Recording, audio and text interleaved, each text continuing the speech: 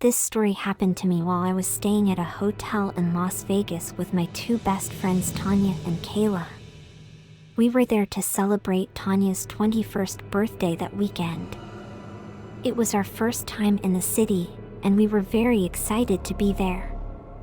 We decided to go to the club and casino, which was inside of the hotel we were staying in. There was a man at the club who kept following us around. He had bought us a round of shots and asked if he could party with us for the evening. We thought it was strange that he was there alone and that he wanted to hang out with a group of younger women. We agreed that he could party with us under one condition, if he paid for everything, and he agreed. We only suggested that because we didn't actually think he would agree to it and that he would eventually just leave us alone. We were wrong. He paid for everything and hung out with us almost the entire night. The night came to an end, and that's when things got a little weird.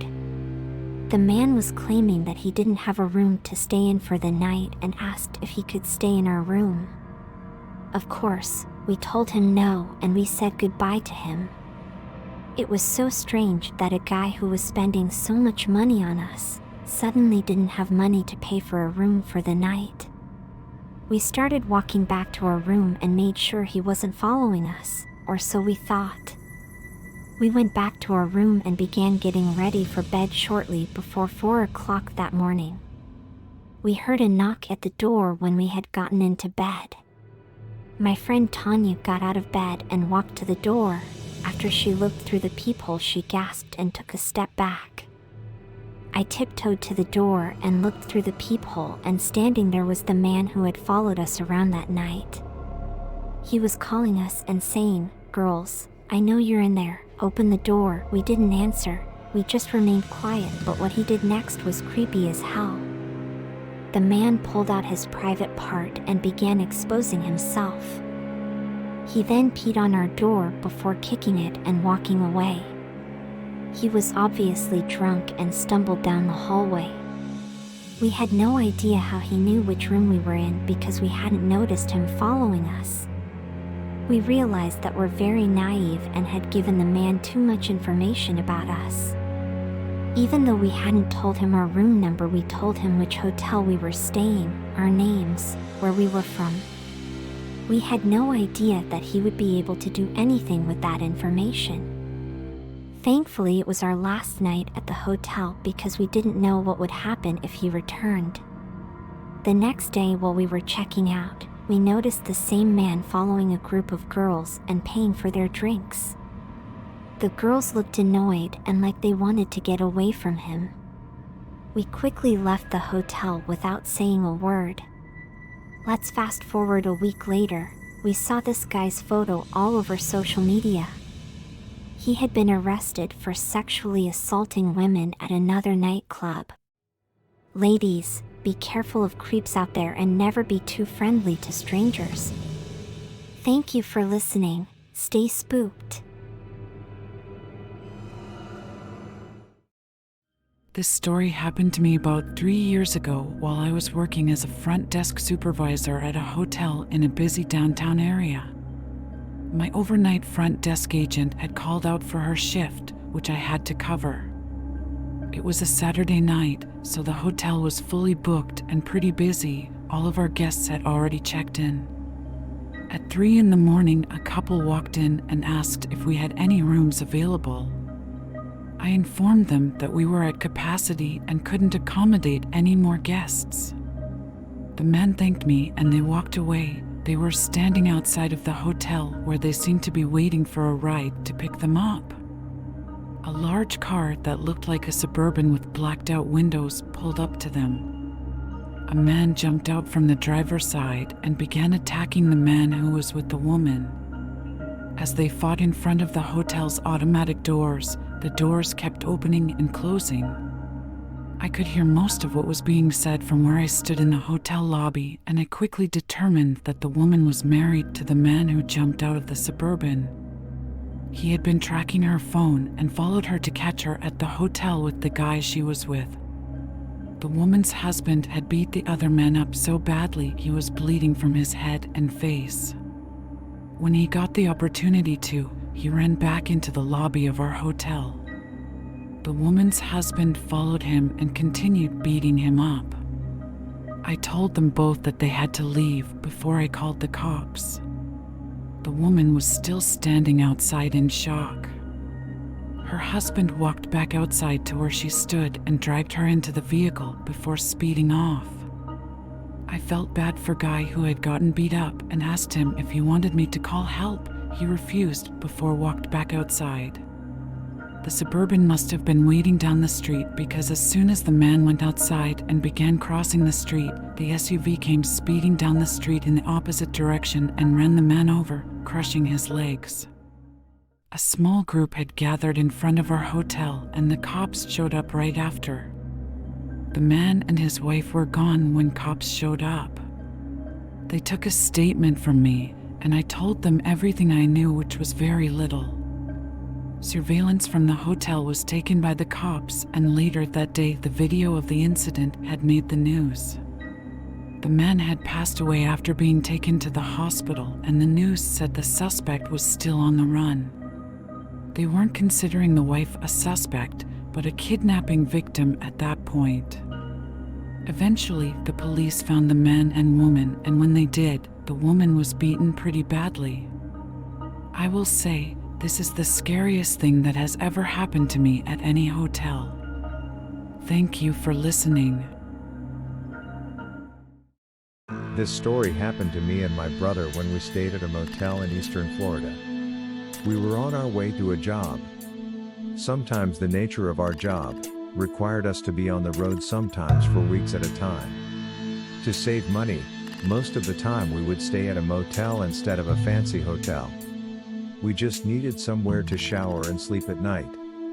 We had only planned to stay at this particular motel for one night. This place was a little run down and the other people there were a little sketchy. We arrived there at about 10 o'clock that night. We checked in and went to our room, which had 2 full-size beds. An hour after we arrived, we noticed that the room next to us was getting knocks on the door about every 30 minutes. We were able to get a glimpse of the woman staying in the room next to us and were surprised to see that she was a beautiful woman in her 20s with blonde hair. She was just dressed very sexy and had very little clothes on. Each time the door would open, we would hear the same female voice greeting visitors. Shortly after each visitor came, the volume on the TV would go up, but we could still hear the headboard banging on our shared wall. We quickly determined what the woman in the room next door was doing. Let's just say she was a lady of the night servicing her clients in exchange for money. In less than 2 hours, she had at least 5 visitors. After about the 5th customer, the room next door went silent. Shortly after, there was a knock at our door. We looked through the peephole and saw a large guy with tattoos standing in front our door. We decided to speak to him through the door since we didn't know why he was there, and we weren't expecting anyone. My brother spoke to the man through the door, who demanded that we open the door immediately. He was looking for a woman who we will call Tina. We told him we didn't know anyone named Tina and that he had the wrong room. He wouldn't leave and threatened to kick our door down. My brother and I pulled out our weapons in anticipation for what was to come. Before things got out of hand, the door next door flew open. The lady next door came out, and without saying a word, she handed the man a stack of money. He began counting the money she handed him. He looked upset as he counted the money, and he started accusing her of trying to steal from him. The man grabbed the woman by the neck and started choking her. The man at the front desk must have heard all the commotion, and he came running up to them and telling the man to leave before he called the cops. The man that was attacking the woman turned his attention to the front desk guy and pulled out a knife. He charged at the man and stabbed him once in the stomach, causing the man to fall. I called the police while my brother ran out of the motel room to confront the man with the knife. The man with the knife was still standing over the front desk guy. My brother told him to back away. The man started walking towards my brother and cursing at him. My brother pulled out his weapon and discharged it, hitting the knife-wielding man in the leg. He fell on the ground, and the woman was crying and yelling at my brother, telling him he didn't have to harm the guy. The police showed up and we explained what happened. The front desk guy and the guy who stabbed him were both taken to the hospital. After all the chaos, we had to give up our room immediately as the entire area was now considered a crime scene. We decided to just leave and got back on the road with no sleep. We were subpoenaed to testify in court about the incident, which only took time off from work. The guy my brother shot even had the audacity to try to sue my brother. My advice is, if you can afford to stay somewhere nice, just pay the extra money. Staying in sketchy motels only bring problems in the end. This story was sent to us from Jill in Dallas. I'm a 27-year-old female who has been working as a flight attendant at major airline for the past 4 years. I enjoy my job very much, especially the perks that come along with it. However, it can be a very lonely job during layovers. For those of you who don't know, a layover is a period outside of flight time. About 5 months ago, I was working on a direct flight from New York to London. During the flight, there was a passenger who was very belligerent. It seemed he had a few drinks too many, and I had to ask him a few times to keep his voice down. Usually when a passenger is too drunk to travel, they will be stopped at the gate and won't be allowed to board the flight. In this case, the passenger had slipped under the radar. About 2 hours into the 8-hour flight, myself and the rest of the cabin crew began serving meals. The passenger had ordered his meal without a drink, which was a bit unusual. After the meals were served, he reached into the overhead compartment and pulled out a water bottle that was clearly filled with alcohol. I walked over to the passenger and explained to him that all alcoholic beverages consumed during flights needed to be purchased on board. He became very upset and started cursing. After a few moments, he calmed down.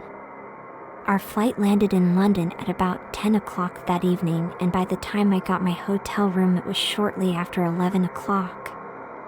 I was so tired and had to be up early the following day for work. While in the lobby waiting to be checked in, I saw the same passenger from the flight. He was alone. He was still visibly drunk, and I tried my best not to make eye contact with him.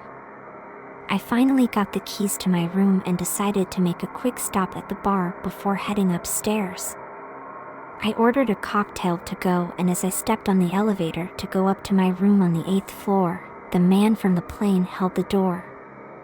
I hadn't seen him on the elevator until I was already on the elevator. I thanked him for holding the door and told him, "8th floor, please," when he asked. "Oh, that's the same floor I'm going to," he said. I just smiled without saying a word. "What you got in your hand?" he asked. I told him it was just a cocktail. "Oh, is that so? I thought you had something against people who drink," he said sarcastically. I guess he was referring to the interaction we had on the flight. I didn't respond, and before I knew it, the elevator stopped on my floor. I exited the elevator and made my way to my room. As I opened the door to my room, I noticed that the man was opening the door of the room next to mine. I thought about asking the lady at the front desk for a new room, but I was too tired to go through all of the hassle. I entered my room, and as soon as I shut the door and attempted to lock it, the man pushed his way into my room. He pushed the door so hard, it knocked me to the ground immediately. He jumped on top of me, and I began to scream. He quickly put his hand over my mouth and told me to shut up or else he was going to hurt me. "I'm the one with the power now," he said. I quickly remembered everything I learned in self-defense class, and I began scratching his eyes. When I scratched his eyes, he moved his hand from my mouth, and I used my knee to kick him in the you-know-what. I jumped up quickly and tried to run out the door, then he grabbed me by the neck from behind. I started screaming for help and no one was coming. I was able to reach for the doorknob, and when I opened the door, he let me go. I ran out of the room, and he chased me down the hall and onto the elevator. I kept pushing the button to take me to the lobby, and he kept pushing the button for the door to open. Finally, another man came out of his room, which scared off the man who attacked me. Later that night, I was able to give the police a statement, and they arrested him when he returned to the hotel. I was told that he also assaulted 2 other women at a bar before returning to the hotel. Ladies, be careful out there. You never know who you will encounter. About 5 years ago, my wife and I decided to drive our youngest son to college in Atlanta from New Jersey. We helped him move in and set up his room, and we on our way back home when we decided to explore the city before heading home. We decided to check into a hotel before going out to explore. After exploring the city, we returned to the hotel for the night. I was in the room checking emails on my phone when my wife let out a loud scream from the shower. I ran to the bathroom quickly to check on her, and she was out of the shower with her towel wrapped around her body. When I asked her what was wrong, she said that she had noticed a hidden camera inside of the shower head. I asked her to point to what she saw, and when she pointed it out, I saw a camera coming from the shower head. My wife and I packed up our belongings and headed to the front desk, where we confronted the manager about the camera. The police were called and did an investigation to determine that cameras had been placed in several rooms throughout entire hotel. It was also determined that the maintenance technician was the person who installed the cameras. The maintenance man was arrested, and my wife and I haven't stayed at a hotel since. The incident was a major violation of privacy, and we didn't want to be victims again. Everyone be careful out there. There are sinister people everywhere, even in places you wouldn't expect.